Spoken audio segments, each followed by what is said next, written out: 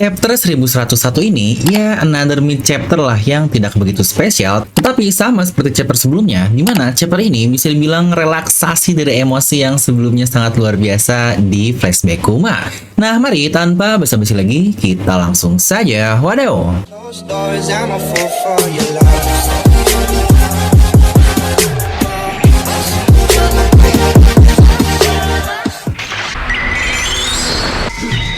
Gak besar dulu sini. Nah, kali ini kita akan membahas rangkuman lengkap atau recap untuk chapter 1101. Buat yang nanya, Bang, kok video spoiler kemarin gak ada sih? Udah ditunggu-tunggu. Ya, lagi-lagi karena kemarin ini spoilernya masih sangat dikit sekali. Bahkan bisa dibilang hanya 2 kalimat. Dan gak begitu juga ada hal yang bisa dibahas terlalu dalam lah dari 2 kalimat yang didapat di spoiler kemarin. Toh lagian juga ngapain capek-capek kalian tonton kalau isinya dikit banget. Jadi mending sekalian langsung lah kayak recap di video ini. Nah, jadi pastikan kalian tonton video sampai habis agar tidak ada informasi yang miss dan juga setengah-setengah. Nah, mari siapkan kopi, jangan lupa dibesar, pasang headsetnya, ambil posisi PW, and wadidaw. Dimana judul untuk chapter kali ini adalah Dear Bonnie. Ya, lagi-lagi judul dengan nama Bonnie di dalamnya yang kalau kalian sadar udah ada 3 judul di chapter yang sangat berdekatan. Mulai dari kelahiran Bonnie, lalu kemarin terima kasih Bonnie, dan sekarang untuk Bonnie, yang bukankah karakter ini menjadi terlalu besar bagi Oda yang bahkan dijadikan highlight berkali-kali seperti itu. Yang apakah nih ini akan menjadi momen next nakama dari Oda Sensei. Mengingat dia juga sekarang sudah tidak punya kru dan bahkan dia masih berusia 12 tahun yang cocok lah jadi anak magang seperti Shanks dan Marco. Tapi oke lah, kita akan langsung masuk ke isi chapter. Dimana chapter dimulai dengan sedikit flashback dalam flashback saat Kuma dia mengingat momen ketika masih menjadi pasukan revolusioner dan mereka semua berada di kerajaan Goa. Untuk kali ini pernah kita lihat di sekitaran 13 sampai 15 tahun yang lalu lah, yang bahkan kalau dari flashback cukup lama juga mereka rutin untuk mengunjungi kerajaan ini. Mungkin untuk puncaknya di 12 tahun lalu saat flashback dari Ace, Sabo, dan Luffy. Di situ Kuma merasa kalau kok kayaknya Dragon tahu banyak nih tentang negeri tersebut, dan Kuma juga berkata kalau Dragon sangat rajin mengunjungi perkampungan di luar kerajaan untuk memperhatikan seorang bocah. Nah, ini nih yang lucunya, Dragon pun merespon perkataan Kuma. Terus saja kau bicara jika kau ingin mati. Kuma bingung lah, kenapa? Dan dijawab lagi oleh Dragon, anak adalah kelemahan dari orang tua yang wadidaw. Kuma pun sangat mengerti apa yang Dragon katakan dan dia akhirnya tidak kepo dan tidak banyak bicara lagi. Ya, walau begitu, kita kembali ke timeline utama flashback alias lanjutan chapter lalu ketika Kuma sampai di pinggiran desa Fusa, di mana kita melihat Kuma berada di Gunung Kolbo dan memerhatikan Luffy yang pada saat itu berusia 16 tahun. Yang berarti untuk flashback sudah masuk di 3 tahun yang lalu. Di situ Luffy sedang berlatih serangan rahasianya yang bernama Gomu Gomu no Ono atau Gomu Gomu X yang jadi salah satu jurus andalan saat dia mengalahkan Arlong. Namun tiba-tiba Kuma lanjut mendapatkan telepon dari pemerintahan dunia. Luffy pun pada saat itu mendengar suara dan sadar ada seseorang di sekitarnya. Tetapi setelah dia menoleh, Kuma pun telah menghilang. Luffy pun sambil berkata, sepertinya masih ada binatang sangat kuat yang ada di hutan ini dan itu belum berhasil aku kalahkan.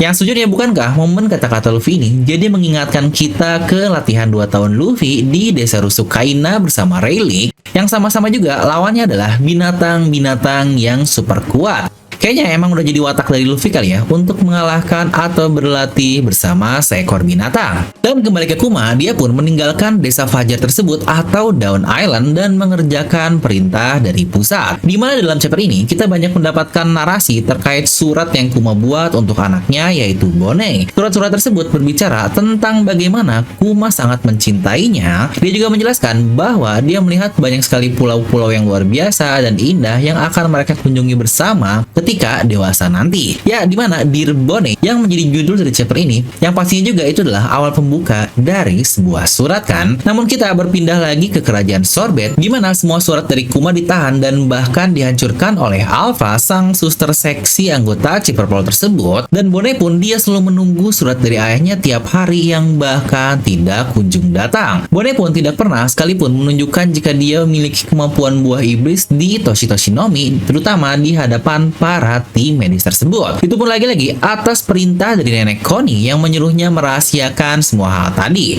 Connie berkata, elang yang pintar akan selalu menyembunyikan cakarnya. Dan kita pun berpindah ke Kuma lagi, dan dia saat ini sedang kembali di lab Vegapunk dan bertemu dengan kloningan dari Tante Stussy. Di sini Stussy berkata, saya penasaran siapakah yang lebih sial, seorang manusia tanpa kesadaran atau sebuah klon dengan kesadaran. Vegapunk pun menjawab, cukup Stussy, sudah kukatakan kau adalah manusia.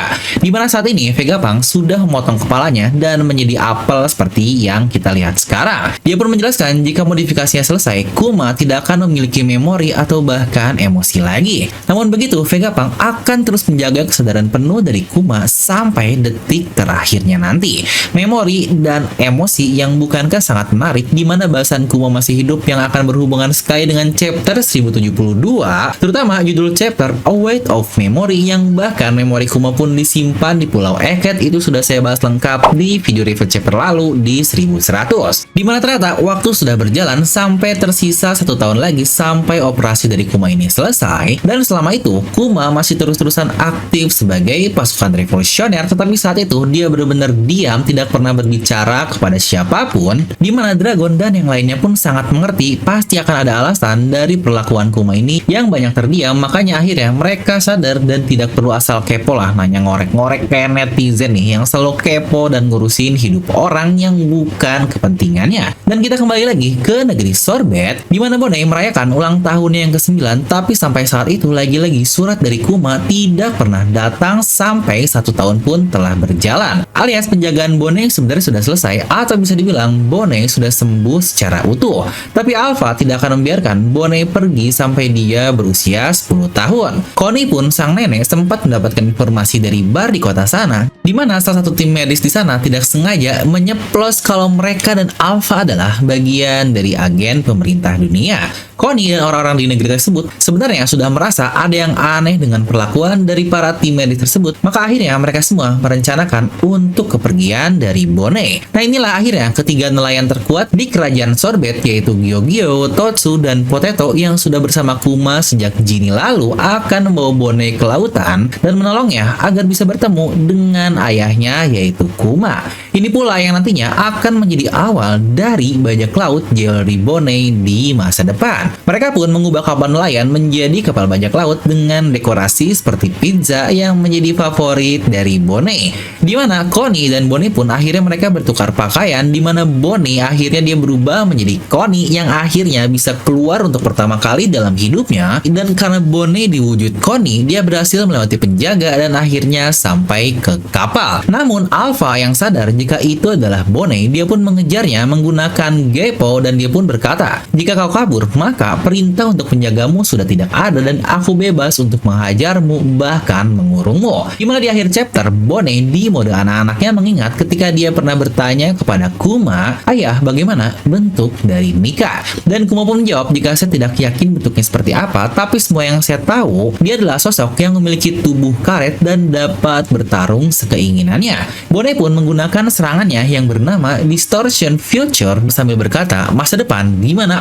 aku akan menjadi Mika. Di mana satu panel epic Bonnie memukul Alpha dengan tinju yang cukup besar seperti Geartars Luffy, yang akhirnya benar di sini dia berhasil mengalahkan seorang agen di usianya yang ke-9 tahun, yang wah sangat luar biasa. Dia pun akhirnya berhasil kabur dari Sorbet Kingdom. Dan sedikit notes ya untuk Distortion Future ini, jurus juga yang pernah Bonnie gunakan saat dia mau menghajar Dr. Vegapunk, dimana mungkin bahasan lengkapnya akan kita bahas di video review nanti ya, seperti biasa, karena lagi-lagi ini adalah recap dan bukan review. Jadi pastikan subscribe dan nyalakan bel notifikasinya. Nah, belum selesai, terdapat juga kata-kata dari narator, dimana pemerintah dunia langsung sadar jika Sandra dari Bonnie berhasil kabur. Dan narator melanjutkan, dimana kapal nelayan yang sebelumnya dijadikan kapal bajak laut tersebut akhirnya berlayar ke lautan untuk mencari sang ayah. Tidak lama setelah itu, dia pun menjadi seorang bajak laut di era baru dan menjadi saingan dari karakter utama kita dan bajak